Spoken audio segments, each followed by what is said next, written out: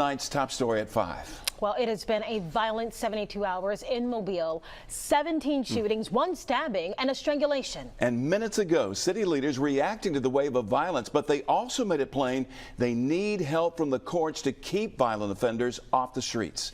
Fox 10 News' Dacian Smith now joining us live with the story. All right, Dacian, the chief says this is a problem they just can't arrest their way out of.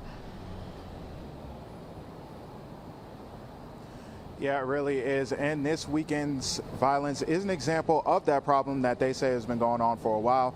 And now they're looking to the courtroom for some help.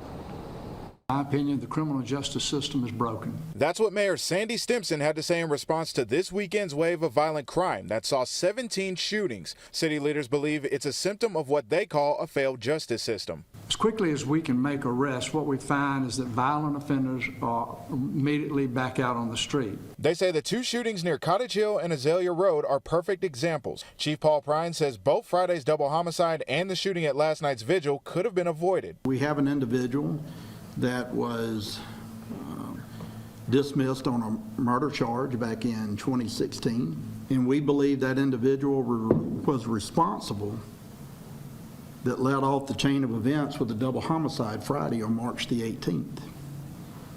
And it snowballed from there. Mayor Stimpson says as of now, there are over 300 untried murder cases, which he believes adds to the problem with defendants committing violent crimes while out on bond. To help, the city is establishing a special court to help clear up the backlog.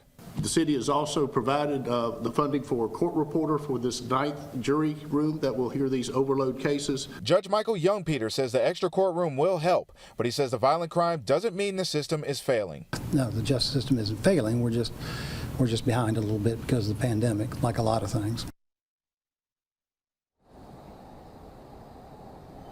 Something else officials believe could help is the passage of Aniah's Law, which could limit violent offenders being out on bond.